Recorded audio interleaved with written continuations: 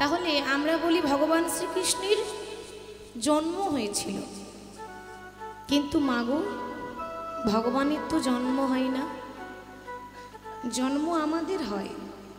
ভগবানের জন্ম হয়নি, ভগবানের হয়েছিল কংসের কারাগারে আবির্ভাব, তাই না মা? ভাদ্র মাসে অষ্টমী তিথিতে রোহিণী নক্ষত্রে আয়ুষ্মান যোগে কংস কারাগারে ভগবান আবির্ভাব হয়েছিলেন। ভগবান প্রতি যুগে যুগে ভক্তের জন্য নেমে আসেন। কেন? অধর্মকে নাশ করে ধর্মকে স্থাপন করার জন্য ভগবান যুগে যুগে আসেন। আর যারা জন্মাষ্টমী পালন করেছেন তাদের কাছে আমার বিনীত অনুরোধ, বিনীত নিবেদন, জন্মাষ্টমী যখন করেছেন, ভগবান শ্রীকৃষ্ণের যখন জন্মাষ্টমী উপবাস করেছেন, ব্রত করেছেন, কিছুদিন পরেই আসছে রাধাষ্টমী। রাধাষ্টমীটা অবশ্যই করবেন। কেন বলি? যেভাবে জন্মাষ্টমী করেছেন সেভাবেই উপবাস করলেই হবে। কেন বলি? তার কারণ কৃষ্ণ ছাড়া রাধারানী অসম্পূর্ণ, আর রাধারানী ছাড়া ভগবান শ্রীকৃষ্ণ অসম্পূর্ণ।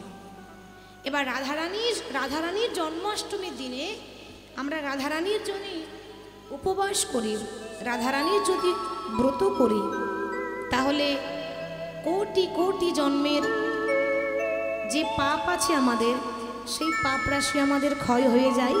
এবং কথিত আছে, পুরাণে আছে যে রাধাষ্টমী করলে দাম্পত্য জীবন বড় সুখের হয়, সন্তানদের মঙ্গল হয়, আপনার মনস্কামনা পূর্ণ হয়।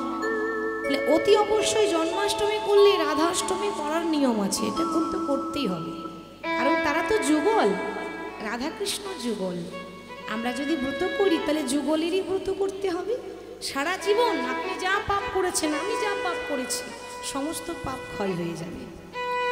সকল ভক্তের চরণধুলো মস্তকে নিয়ে আস্বাদন করব ভক্তলীলা।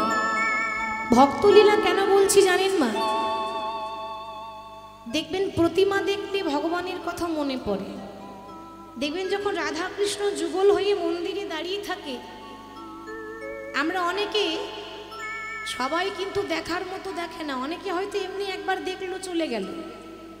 আবার অনেকে যখন মন দিয়ে দেখে, একেবারে এক দৃষ্টি দিয়ে কৃষ্ণের দিকে তাকিয়ে থাকে, হৃদয় দিয়ে যখন তাকিয়ে দেখে, মনে মনে চিন্তা করে, আহা,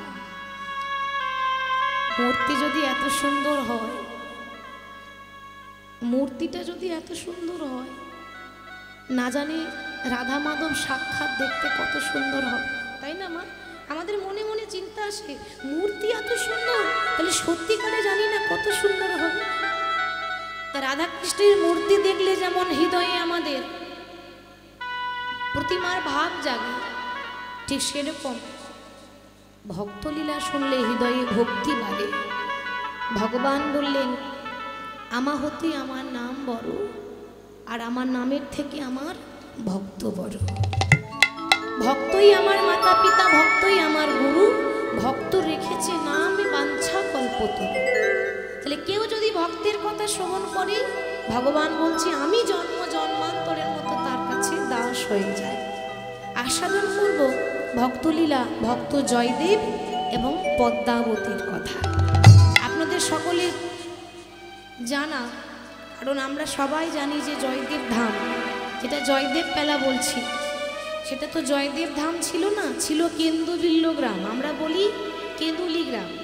সেটা পরে কি করে জয়দেব ধাম হয়েছে, কিভাবে সে ভগবানকে পেয়েছে, কত কষ্ট করেই না পেয়েছে, সেটা আমরা বিষয়ের মধ্যে জানবো। ছোট্ট করে গৌরচন্দ্রিকা সাধন করব, বেশি সময় নেব, কারণ লীলার শুরুতে একটু গৌরচন্দ্রিকা গড়ার নিয়ম আছে। তো শাস্ত্রী বললেন যে আকাশের শোভা চন্দ্র যেমন, রাতের শোভা তারা, ব্রজের শোভা কৃষ্ণচন্দ্র, নদিয়ার শোভা গোরা। ব্রাহ্মণের পৈতে শোভা, যারা ব্রাহ্মণ তাদের গলায় পৈতে থাকলে বড় শোভা পায়, তাই না? এক একজনের এক একটা শোভা আছে। তো ব্রাহ্মণের পৈতে শোভা, যোগীর শোভা হলো জটা, বৈষ্ণবের তিলক শোভা, নারীর শোভা হলো সিন্দুরের ফোঁটা। সরোবরে পদ্ম শোভা, পদ্মের শোভা অলি, আর হরিবাসরের শোভা হলো আমার গৌর ভক্তমণ্ডলী। নিতাই গৌর হরি বল, হরি বল।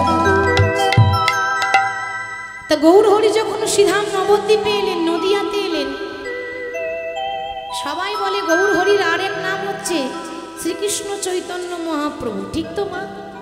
এখন আমাদের জানতে হবে যে এত এত নাম থাকতে চৈতন্য নামটি কেন হলো? চৈতন্য মহাপ্রভু নামটি কেন হলো বাবা? না আমাদের মতো অচেতন জীব, আমাদের তো চেতনা নেই, আমাদের চেতনা নেই। আর আমাদের মতো অচেতন জীবকে তিনি চেতনা দান করবেন বলে এলেন, তাই তার নাম হলো চৈতন্য মহাপ্রভু।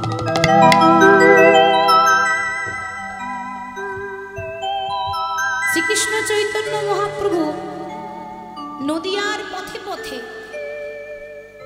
দাঁড়ে দাঁড়ে গিয়ে গোটা জগতে হরিনাম প্রচার করলেন, হরিনাম বিলিয়ে দিলেন। একবার নারদ মুনি নারায়ণকে প্রশ্ন করছে, মা নারদ হঠাৎ নারায়ণকে প্রশ্ন করছে, আচ্ছা প্রভু নারায়ণ, তুমি তো জগতের মালিক, অনেক দিন ধরে ভাবছি একটা প্রশ্ন তোমায় জিজ্ঞাসা করব, কিন্তু বলার সুযোগ আমি পাই না। প্রভু তুমি যদি কিছু মনে না করো তাহলে একটা প্রশ্ন করব। নারায়ণ বলছি, নিশ্চয়ই, তুমি তো আমার ভক্ত, বলো তুমি কি জানতে চাও।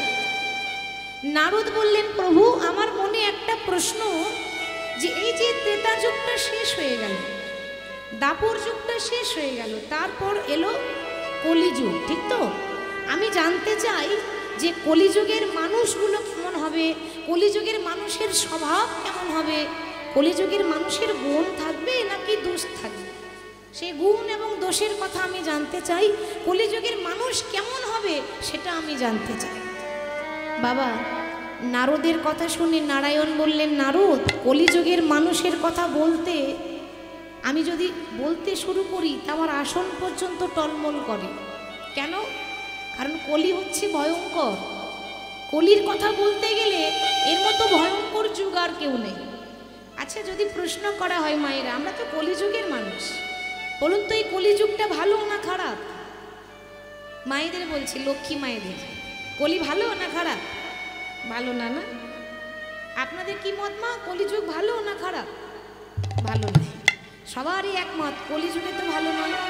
কলি ভালো হয় কি করে? এত অন্যায় এত অত্যাচারের পর কলি ভালো বলবো কি করে? বাবা কলিযুগ ভালো নয় সেটা ঠিক আছে, কলিযুগে হাজার হাজার দোষ আছে, কিন্তু একটা মহৎ গুণ আছে, সেটা কি না মধুমাখা হরিনাম, যা কোনো যুগে ছিল না। একটাই গুণ, হরিনাম। আর কলির দোষ কি? কলির দোষটা তাহলে একটু জানি। নারায়ণ বলছে, দেখো নারদ, কলিযুগের দোষ যদি দেখতে চাও, কলিযুগের মানুষ যদি কিরকম জানতে চাও, তাহলে তোমাকে যেতে হবে মর্তধাম। মর্তধাম মানে তোমার মর্তধাম কাকে বলে? এই যে আমরা রয়েছি, এই পৃথিবীর আরেক নাম হলো মর্তধাম, অর্থাৎ আমরা মর্তবাসী। এবার নারদ যখন বিনা যন্ত্র নিয়ে নারায়ণ নারায়ণ নারায়ণ করতে করতে আসছে, বাবা সবসময় তুই বিনাতে ভগবানের নাম করে, কে তুমি প্রভু কাছে আছো, তবু জানি না আছো কোন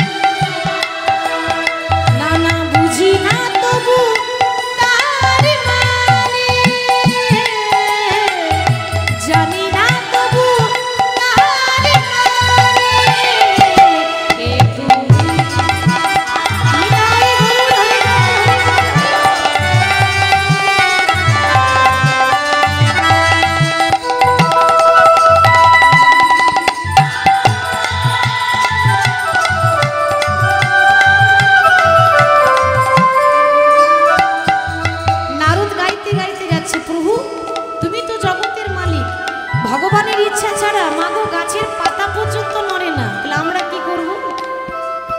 বলবো বললে হবে, তিনি যদি না বলান তাহলে বলতে পারবো মা? তাহলে তার ইচ্ছা ছাড়া হয় না। হরে কৃষ্ণ। আসতে মনে রাখবেন, গাড়িটা আপনার হতে পারে কিন্তু গাড়ির ড্রাইভার কিন্তু আপনি না, ঠিক তো? তাহলে গাড়ি চালাচ্ছে কে? গাড়ি চালাই বংশীবদ, গাড়ি আপনার, ড্রাইভার হচ্ছে ভগবান, তাই না? তাহলে কত সুন্দর কথা, প্রভু হাতটা ধরে তুমি আমাকে চালা, অন্ধকারে তুমি প্রদীপ জ্বালা,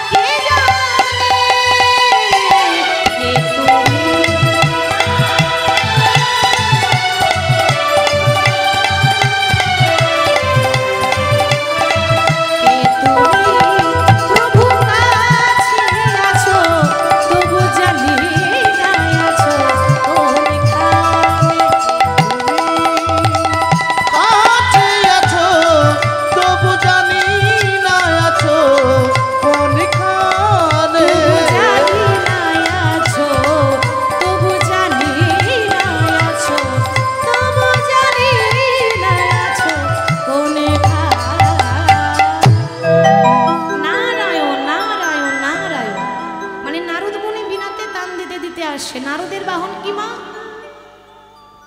নারদের বাহন কি গো? নারদের বাহন কি? ইঁদুর? সর্বনাশ, বলছি ইঁদুর। নারদের বাহন ইঁদুর?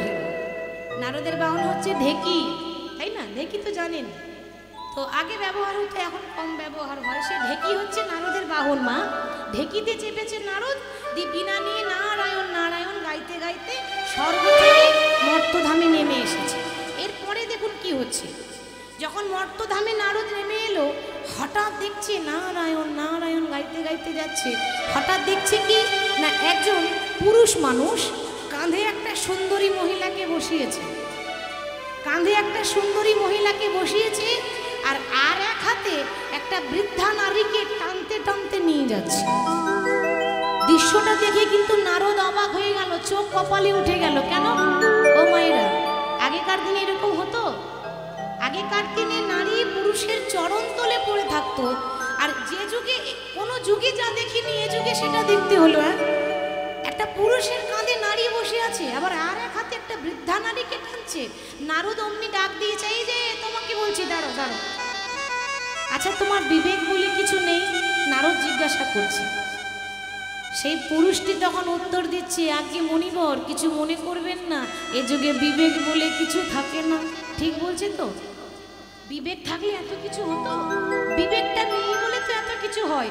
এখানে বিবেক বলে কিছু নেই, আপনি কি বলবেন তাড়াতাড়ি বলুন। আচ্ছা তুমি মানুষ না কি বলো তো?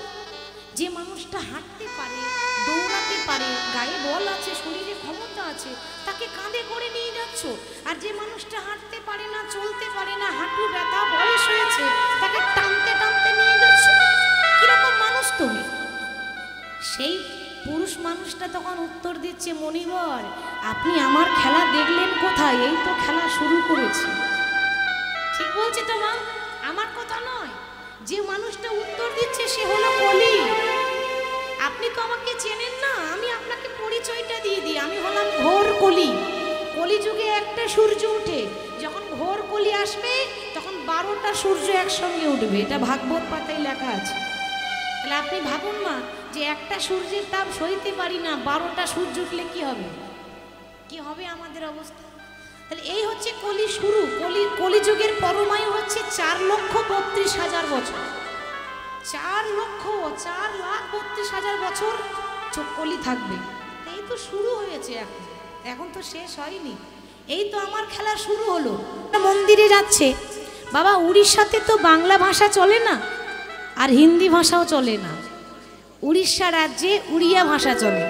তাহলে সেখানে বাংলা ভাষাও নয়, হিন্দি ভাষাও নয়, উড়িয়া ভাষা বলতে বলতে সে মন্দিরে প্রবেশ করছে। কেমন ভাবে? মাধব হে মাধব, মাধব হে মাধব, হে মাধব, মাধব হে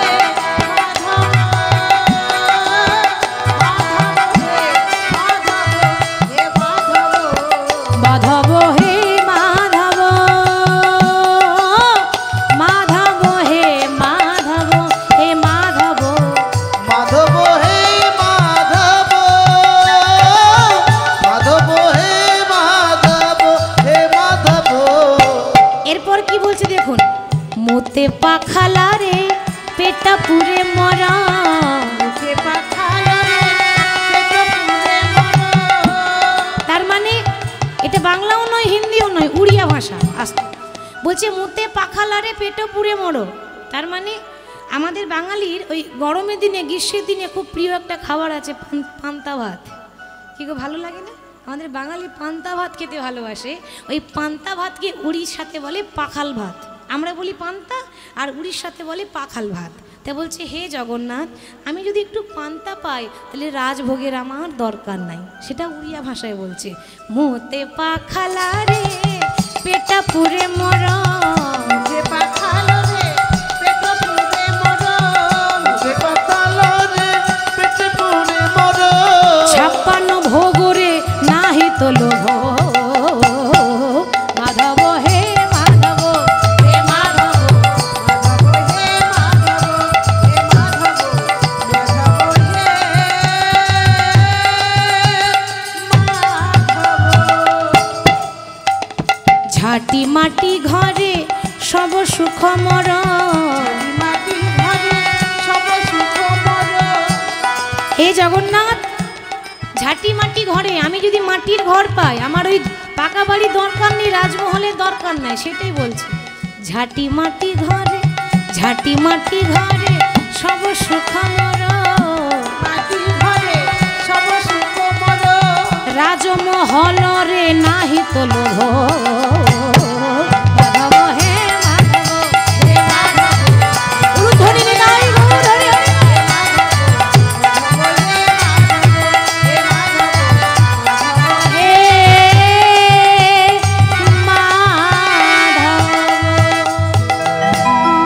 জগন্নাথ ধাম কি, জগন্নাথ ধাম কি, জগন্নাথ ধাম কি। যেই না জয়দেব জগন্নাথ মন্দিরে প্রবেশ করেছে, ও মায়েরা, তখনকার দিনে উড়িষ্যাতে নিয়ম ছিল ওই পান্ডারা দরজা বন্ধ করে পুজো করত, আরতি করত। কেন? খুব জাতপাতের বিচার ছিল, ব্রাহ্মণ বৈষ্ণব ছাড়া ওই জগন্নাথের মন্দিরে ঢোকা নিষেধ। ব্রাহ্মণ বৈষ্ণব ছাড়া আসতে পারবে না, দরজা বন্ধ করে আরতি করছে। জয়দেব তো জানে না, মনে মনে ভাবছে দরজা বন্ধ রয়েছে কেন। যেই না জোর করে দরজা খুলে জগন্নাথকে জড়িয়ে ধরেছে, মাধু, হ্যাঁ রে মাধু, তুই একাই চলে এলি, আমাকে সঙ্গে করে নিয়ে এলি না? হ্যাঁ রে, তোর হাত পাগুলো কই? জগন্নাথের হাত পা আছে মা। তাহলে জয়দেব ভাবে বিভোর হয়ে বলছে, তোর হাত পা কই? নিশ্চয়ই এরা কেটে নিয়েছে, বেশ করেছে, ওই যে আমাকে নিয়ে এলি না, ওই জন্য তোর হাত পা কেটে নিয়েছে। পাগল তো, তার তো সে জ্ঞানটা নেই যে কি বলছে। পান্ডারা তখন ভাবছে যে এই মন্দিরে ব্রাহ্মণ বৈষ্ণব ছাড়া তো প্রবেশ নিষেধ, আর ওর গলায় পৈতেটাও নেই যে বুঝতে পারবে। তাহলে এ তো জাতের ঠিক নেই, এই কোথাকার ছেলে তার ঠিক নেই। সঙ্গে সঙ্গে আদেশ করলো, এই কে আছিস, ওকে বেত্রাঘাত করে প্রহার করে সমুদ্রের জলে ফেলে দিয়ে চলে আয়। সবাই যখন জয়দেবকে মারছে, প্রহার করছে, প্রহারের পর প্রহার, প্রহারের পর প্রহার, জয়দেব সহ্য করতে না পেরে অজ্ঞান হয়ে পড়ে গেল। ওমা, জয়দেবকে ধরে সমুদ্রের জলে ফেলে দিয়ে এসেছে, কিন্তু ফেললে কি হবে, রাখে হরি তো মারে কে। নিয়ম আছে সাগরের, যা কিছু ফেলবেন সেটা ডুববে না, সেটা ভাসতে ভাসতে চলে আসে। যেটুকু দেবেন সে ঘুরিয়ে ফিরিয়ে দেয়। সাগরের নিয়ম, যা কিছু ফেলবেন ডুববে না। তাহলে যখনই ফেলেছে জয়দেব গোস্বামীকে, ফেলে দিয়ে চলে গেল। পান্ডারা যখন আরতি করছে, তাদের হাত থেকে আরতির থালা পড়ে গেল। এটা অমঙ্গল। কারোর হাত থেকে যদি আরতি থালা পড়ে যায়, ঘোর অমঙ্গল। সঙ্গে সঙ্গে দেখছে জগন্নাথ, বলরাম, সুভদ্রা তিনজনের সর্ব অঙ্গে রক্ত ঝরছে। কি প্রভু, তোমাদের সারা শরীরে রক্ত পড়ছে কেন? জানো না, তোমরাই তো মেরেছো আমাকে। না না, আমরা তো তোমায় আঘাত করিনি, আমরা তো ওই পাগলটাকে মেরেছি। শোনো, আমি হলাম ভক্তবাঞ্ছা কল্পতরু, ভক্তই আমার মাতা পিতা, ভক্তই আমার গুরু, ভক্ত রেখেছে নামে বাঞ্ছা কল্পতরু। তোমরা উড়িষ্যার পান্ডা, যাকে আমরা বলি ব্রাহ্মণ, উড়িয়া ভাষায় তাকে বলে পান্ডা। তাহলে তোমরা পান্ডা হয়ে জাতপাতের বিচার করো? ব্রাহ্মণ বৈষ্ণব ছাড়া মন্দিরে প্রবেশ নিষেধ, এ নিয়ম কে করেছে? যাও, সঙ্গে সঙ্গে পাগলটাকে নিয়ে এসো।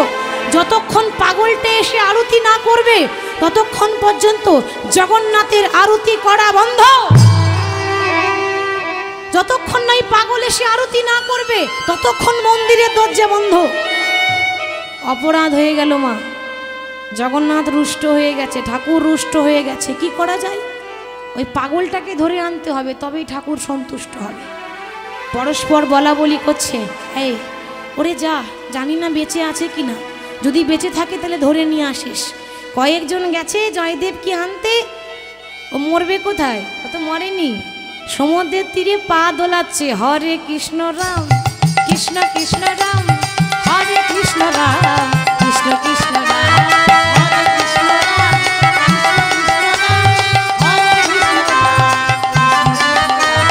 হরে কৃষ্ণ রাম কৃষ্ণ কৃষ্ণ রাম, হরে কৃষ্ণ রাম কৃষ্ণ কৃষ্ণ রাম, হরে কৃষ্ণ রাম কৃষ্ণ কৃষ্ণ রাম, হরে কৃষ্ণ রাম কৃষ্ণ কৃষ্ণ রাম। জোর করে ধরে বেঁধে টানতে টানতে গিয়ে নিয়ে আরতি করিয়েছে, তবেই প্রভু জগন্নাথ সন্তুষ্ট হয়েছে। এবার ভগবান মনে মনে চিন্তা করছে, আমার খেপা তো তৈরি আছে। ও মায়েরা, এখনো পর্যন্ত খেপি এলো না, ঠিক তো? খেপা খেপি না হলে লীলাটা সম্পূর্ণ হবে, খেপা খেপি না হলে হবে না। জগৎটা খেপা খেপিকে নিয়েই চলছে, তাই তো? অর্থাৎ ভক্ততে এসেছে, জয়দেব এসেছে, কিন্তু লীলার নাম বলেছিলাম জয়দেব পদ্মাবতী। তাহলে পদ্মাবতী কোথায়? সে তো এখনো আসেনি। জয়দেব তালপাতার কুড়ে ঘর করে সাধন ভজন করে ওই সমুদ্রের তীরে। ভগবান কিন্তু সবার ব্যবস্থা করে দেয়। খেপা যখন হয়েছে, খেপির ব্যবস্থাও করবে ভগবান। কি করেছে জানেন? এই মন্দিরে আজ থেকে 22 বছর আগে উড়িষ্যার ভুবনেশ্বর থেকে একটা ব্রাহ্মণ এসে মানত করেছিল, হে জগন্নাথ, আমার কোনো ছেলে মেয়ে নেই, আঁচল পেতে দাঁড়িয়েছি, একটা সন্তান দিয়ে দাও, ছেলে হোক বা মেয়ে হোক। আমি সুদেব ব্রাহ্মণ মন্দিরে দাঁড়িয়ে মানত করে গেলাম, বড় হলেই আমার ছেলে হোক মেয়ে হোক মন্দিরে সেবা দাস কিংবা সেবা দাসী করে দিয়ে যাব। তার ঘরে একটা মেয়ে হয়েছে, নাম হলো পদ্মাবতী। এবার পদ্মাবতী অনেক দিন আগেকার কথা, 22-23 বছর আগেকার কথা। এখন পদ্মাবতী জন্ম হয়েছে, বড় হয়েছে, 18 বছর বয়স হয়েছে, বিয়ে দেওয়ার বয়স। তখনকার দিনে তো অল্প বয়সে বিয়ে হয়ে যেত, তা 18 বছর বয়স মানে প্রাপ্ত বয়স, এবার বিয়ে দেওয়া যাবে।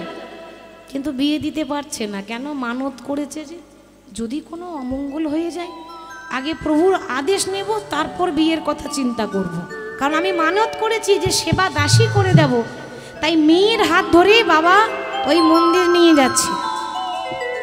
জগন্নাথ মন্দিরে নিয়ে গিয়ে বলছে, প্রভু তোমার আশীর্বাদে আমার একটা মেয়ে হয়েছে, আজ থেকে আমার মেয়েকে তোমার মন্দিরে সেবা দাসী করে দিয়ে গেলাম। ও মন্দিরে ঝাড়ু দেবে, মন্দিরটা ধুয়ে পরিষ্কার করবে, ফুল তুলে আনবে, এসব হচ্ছে মন্দিরের সেবা দাসীর কাজ। তা আজ থেকে মন্দিরে দিয়ে গেলাম। কিন্তু সেই রাত্রিটা ফেরা হলো না, অনেক দূর থেকে এসেছে তো, তাই মন্দিরে কিন্তু এক পাশে বাবা ঘুমিয়ে আছে আর এক পাশে মেয়ে ঘুমিয়ে আছে। তো যখন বাবা ঘুমাচ্ছে, অর্ধেক রাত্রে জগন্নাথ স্বপ্ন দিচ্ছে, ব্রাহ্মণ তোমার মেয়ে বড় হয়েছে, এভাবে মন্দিরে ফেলে দিয়ে যেও না। কি করব প্রভু? শোনো, কাল সকালে যার মুখ আগে দেখবে তার সঙ্গেই তোমার মেয়ের বিয়ে দেবে। সে কি? সে যদি পাগল হয় তাতেও তোমার মেয়ের মঙ্গল আছে। আমি আদেশ করলাম যে যার মুখ দেখবে সে যেমনই হোক না কেন তার হাতেই তোমার মেয়ের হাত তুলে দিবে। সকালবেলা উঠে মেয়ের হাত ধরে দেখছে সমুদ্রের তীরে কে আছে, ওই তো তালপাতার কুড়ে ঘরে বসে আছে। কে আছে? জয়দেব বসে আছে। হরি বল। তা তালপাতার কুড়ে ঘরে যখন বসে আছে, জয়দেবের কাছে গিয়ে বলছে, এই যে শোনো, কি নাম তোমার? হরে কৃষ্ণ রাম। সে তো আর কিছু জানে না। হরে কৃষ্ণ রাম, কে আপনি? আমি যে হয় সে হয়। শোনো, এই আজ থেকে আমার মেয়ের হাতটা তোমার হাতে তুলে দিলাম, কন্যা দান করলাম, এবার গ্রহণ করবে করো, আর ত্যাগ করবে করো, আমার দায়িত্ব দিয়ে শেষ করে আমি চললাম। বাবা জানে যে জগন্নাথ যখন আছে আমার মেয়ের কোনো ক্ষতি হবে না, তারই তো আদেশ। মেয়ের হাতটা দিয়ে বাবা তো চলে গেল, কন্যা দান করে চলে গেল। হাতটা কার ওপর আছে? জয়দেবের হাতের ওপর আছে। তা হাতটা এরকম করে দিয়ে গেছে। জয়দেব বলছে, কে তুমি? হরে কৃষ্ণ রাম। পদ্মাবতী বলছে, এই মরেছি, সর্বনাশ। জীবনে ভাবিনি যে পাগল স্বামী জুটবে, ভেবেছিলাম একটা হ্যান্ডসাম স্বামী পাবো, দেখতে সুন্দর হবে, মাথার চুলগুলো বেশ ব্রাউন কালার হবে, এইটাই তো আমাদের পছন্দ, ঠিক তো? কিন্তু পছন্দটা ভুল, এরকম হলে হয় না। বাইরেরটা দেখলে হবে না, গুণটা দেখতে হবে, অন্তরটা দেখতে হবে। তো ভাবলো দেখতে শুনতে ভালো হবে, কিন্তু এ তো পাগল স্বামী। ও মায়েরা, পাগল স্বামীর ঘর সবাই করতে পারবে?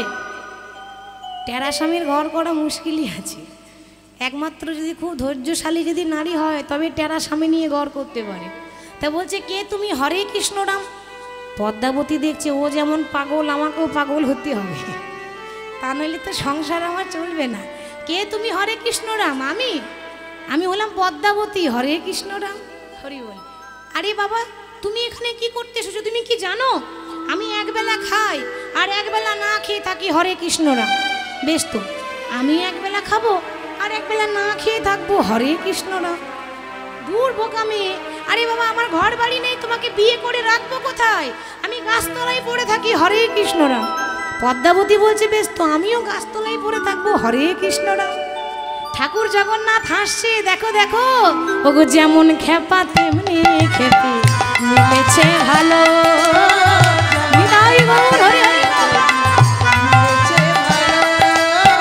যেমন খেপা তেমনি খেপে মিলেছে ভালো। যেমন খেপা তেমনি খেপি মিলেছে ভালো। ভাবের ঘরে ভাব জমাতে বিধি নেই।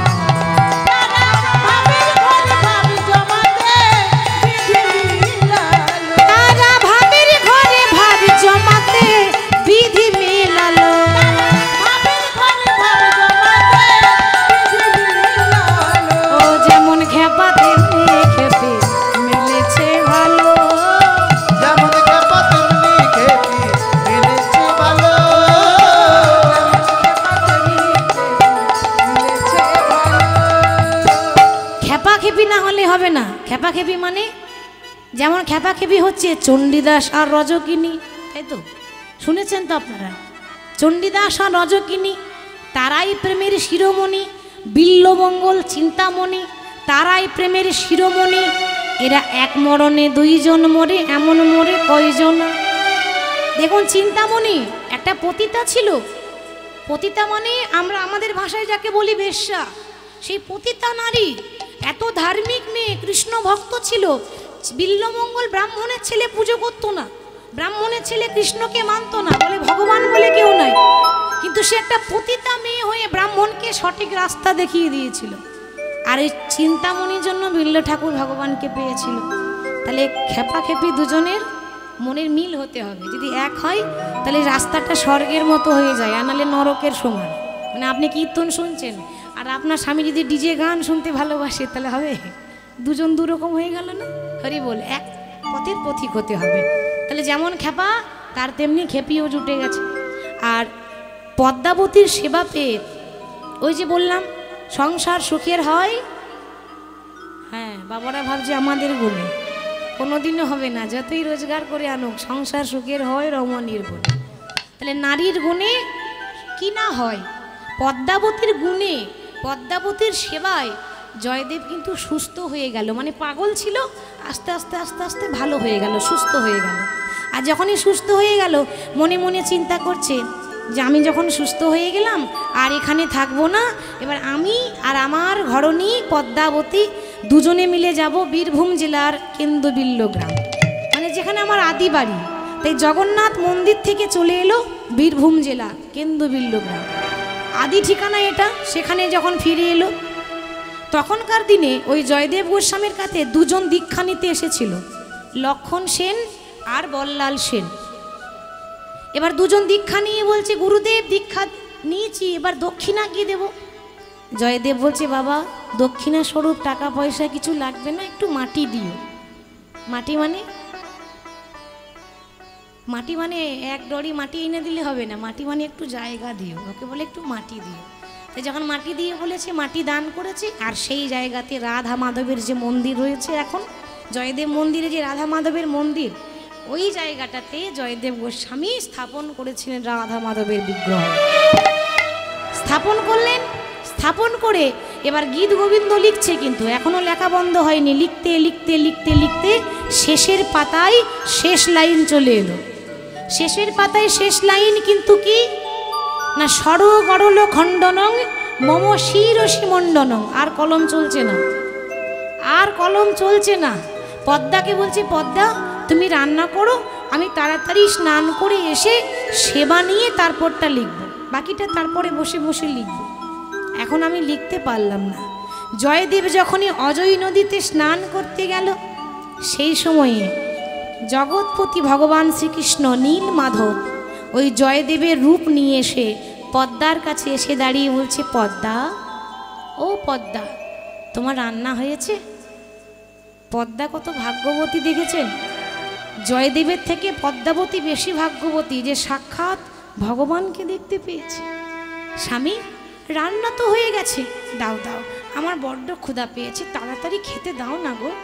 পদ্মা যখন নিজের হাতে ভগবানকে সেবা দিয়েছে, সে তো জানে না যে জগৎপতি, নিজের স্বামী মনে করে যখন সেবা দিয়েছে, প্রভু সেবা নিয়েছে। সেবা নেওয়ার পর কিছুটা উচ্ছিষ্ট মানে এঁঠো, যাকে আমরা বলি মহাপ্রসাদ, সেই মহাপ্রসাদ একটু রেখে দিয়েছে। পদ্মা আমি তো খেতে পারলাম না, বাকিটা তুমি সেবা করে নিও। পদ্মাকে দিয়ে বলছি, পদ্মা আমার গীত গোবিন্দটা কোথায়? গীত গোবিন্দটা তো ঘরের ভেতরে আছে, যাও নিয়ে এসো। ঘরের ভেতরে নিয়ে গিয়ে স্বয়ং জগতের মালিক, বিশ্বব্রহ্মাণ্ডের মালিক ভগবান কৃষ্ণ, যে কথাটা জয়দেব লিখতে পারল না, অর্ধপদ সম্পন্ন করলেন ভগবান। সরগরল খণ্ডনং মম শিরসি মণ্ডনং দেহি পদ পল্লব মোদারম হে রাধে, দেহি পদ পল্লব মোদারম হে রাধে।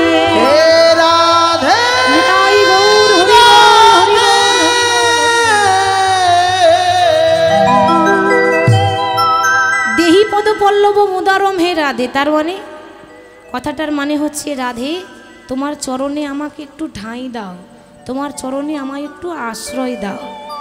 ভগবান এটা শুধু লিখলেন না, লেখার পর আমাদেরকে শিক্ষা দিয়ে গেলেন যে নারী ছাড়া গতি নাই, এ জগতে সবাই আমার দাস, আর আমি হলাম আমার রাধারানীর দাস।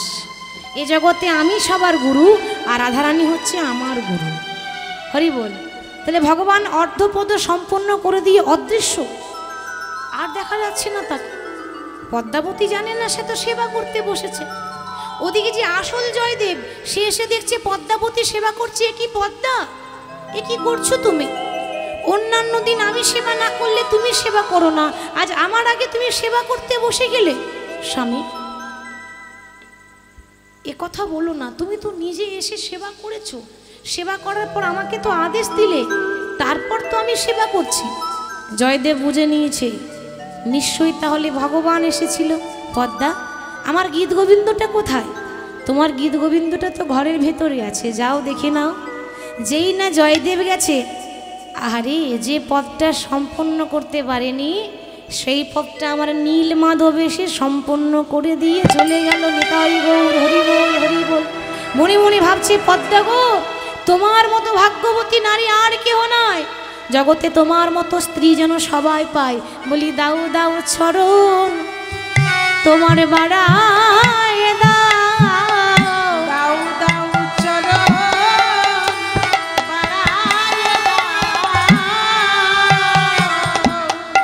ওগো পদ্মা দাও দাও চরণ বাড়ায় দাও পদ্মা গো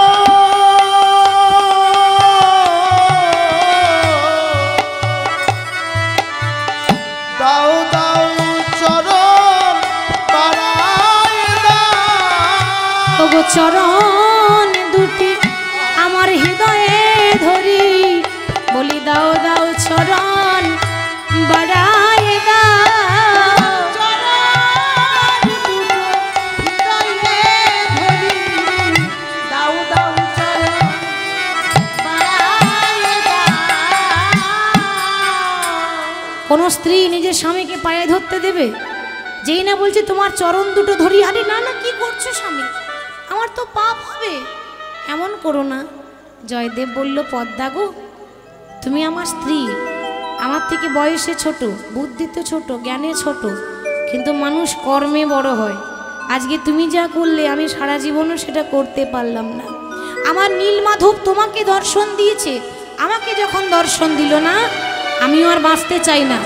আজই ওই গীত গোবিন্দ গ্রন্থটা নিয়ে আমি ওই জয়দেব গোস্বামী বলছি আমি ওই অজয় নদীর তীরে ঝাঁপ দিয়ে প্রাণটাকে ত্যাগ করে দেব। তাই দেহ ত্যাগ করব বলে ওই গীত গোবিন্দ সঙ্গে করে নিয়ে যেই না অজয় নদীতে ঝাঁপ দিতে যাবে, গীত গোবিন্দ নিয়ে যেই না জলে ঝাঁপ দিতে যাবে, অমনি পেছনে কে যেন বলে উঠল দাদা গোসাই। কে? ওমা দাদা গোসাই বলে কে ডাকতো? মনে পড়ে ছোটবেলায় কে ডাকতো দাদা গোসাই বলে? কে ডেকেছিল? মধুসূদন। তবে কি আমার মধুসূদন এসেছে? যেই না পেছন ফিরে দেখছে না এ তো মধুসূদন নয়, এ তো শঙ্খ চক্র গদা পদ্মধারী নারায়ণ দাঁড়িয়ে আছে। এ কি? কোথায় আমার মাধব, কোথায় আমার নীল মাধব? দাদা এই তো দাঁড়িয়ে আছি তোমার সামনে, তুমি আমায় চিনতে পারলে না দাদা? ওই জন্য বলে ধরলে হয় না, ধরার মতো ধরতে হয়। তোমার স্ত্রী আমাকে ধরার মতো ধরতে পেরেছে, তুমি পারোনি। তোমাকে তো ছোটবেলা থেকেই আমি দেখা দিই, কিন্তু তুমি আমায় ধরতে পারলে না দাদা। হরি বল। জয়দেব গোস্বামী বলছে তুমি যদি আমার মাধব হও তাহলে বলতে পারো তোমার সেই প্রিয়া কোথায়, যার নাম দিয়েছিলাম আমি মাধব প্রিয়া। হরি বল, এখনো মনে আছে। তাহলে দেখতে যদি হয় তোমার এই মাধবের রূপ দেখবো না, মাধব আর প্রিয়া দুজনের যুগল রূপ দেখতে চাই। তাই ভগবান ভক্তের মনোবাঞ্ছা পূর্ণ করার জন্য জয়দেব আর পদ্মাবতী দাঁড়িয়ে আছে, আর মাধব আর প্রিয়া, মাধব প্রিয়া আমাদের নীল মাধব আর রাধারানী দাঁড়িয়ে আছে, আর ভক্ত ভগবানকে নয়ন ভরে দর্শন করছে। শোভাটি কেমন! ভক্ত ভগবানকে দর্শন করছে কেমন ভাবে? আনন্দে নব ঘন শ্যাম হেরি সুন্দর নয়ন বিরাম, তোমার চরণে শরণ নিলাম, ধন্য ত্রিভুবন ধাম।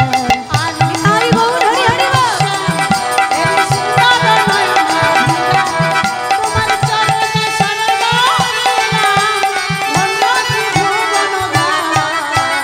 আনন্দ নবঘন শ্যাম সুন্দর নয়ন বিরাম, ওই চরণে শরণ নিলাম, ধন্য ত্রিভুবন ধাম।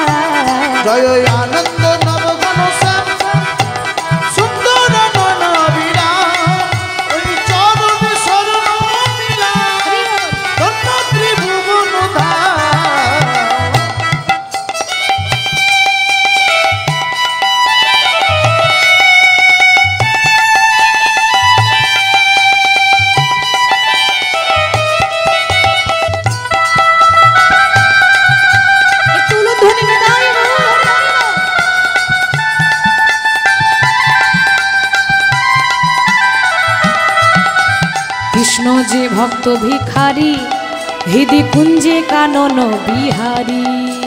কৃষ্ণ যে ভক্ত ভিখারি, হৃদি কুঞ্জে কানন বিহারী। কৃষ্ণকে সব মুরারি, কৃষ্ণ স্বয়ং ভগবান। আনন্দে নবঘন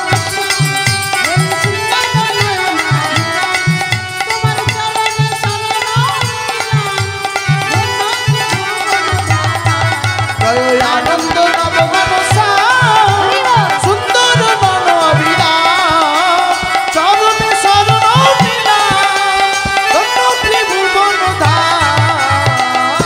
নয়ন ভরে দর্শন করছে। আসুন ভক্ত ভগবানের লীলা আমরা এখানে বিশ্রাম দেব। তাই সবার কাছে নিবেদন, যে যেখানে আছেন সবাই একটু দাঁড়িয়ে যাবেন, কারণ লীলা যখন বিশ্রাম দেয় তখন দাঁড়াতে হবে। তো ভক্ত ভগবানের লীলা বিশ্রাম দেব, একটু সবাই কৃষ্ণ নাম গাইতে গাইতে, কেমন? কৃষ্ণ বলে এতক্ষণ তো বেশ হাত গুটিয়েছিলেন, আর হাত গুটিয়ে থাকলে হবে না, এবার হাতগুলো একটু তুলতে হবে। দেখি হাতগুলো দেখি, তুলুন তো সবাই হাত তুলে, দুটি বাহু তুলে একবার নাচো রে মন হরি বলে কৃষ্ণ বলে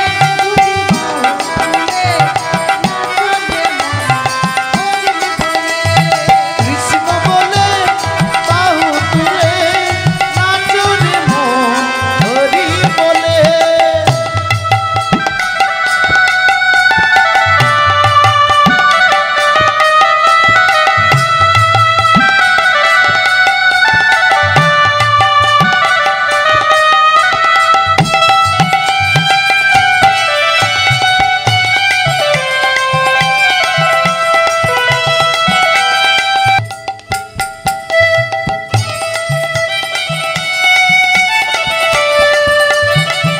সবাই হাতে তালি দিয়ে, করতালি দিয়ে।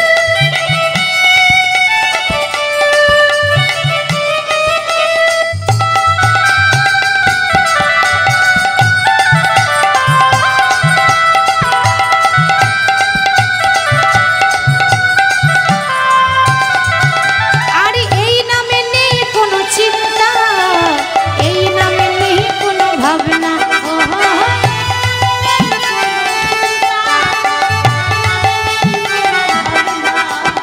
এই নামে নেই কোনো চিন্তা, এই নামে নেই কোনো ভাবনা, এই নামে নেই কোনো চিন্তা, এই নামে নেই কোনো ভাবনা। একবার বদন ভরে এই নামে গায়, একবার বদন ভরে এই নামে গায়, বদন ভরে এই নামে গাও। বলো না কৃষ্ণ কৃষ্ণ না, একবার কৃষ্ণ বলে দুটি বাহু তুলে নাচো রে মন হরি বলে কৃষ্ণ বলে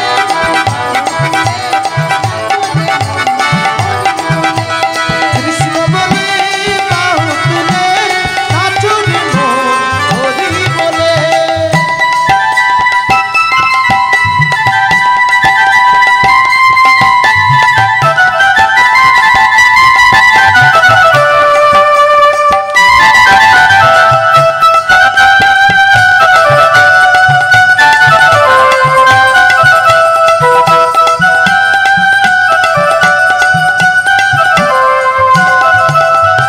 এই নামে পাবে তুমি শান্তি, আর দূরে যাবে সবই অশান্তি, ও এই নামে পাবে তুমি শান্তি, দূরে যাবে সবই অশান্তি।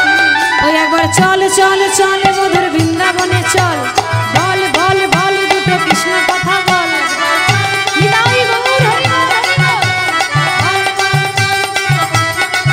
একবার চল চল চল মধুর বৃন্দাবনে চল, একবার বল বল বল দুটো কৃষ্ণ কথা বল। চল চল চল মধুর বৃন্দাবনে চল, বল বল বল তুমি কৃষ্ণ কথা বল। একবার কৃষ্ণ বলে দুটি বাহু তুলে নাচো রে মন হরি বলে কৃষ্ণ বলে দুটি বাহু তুলে।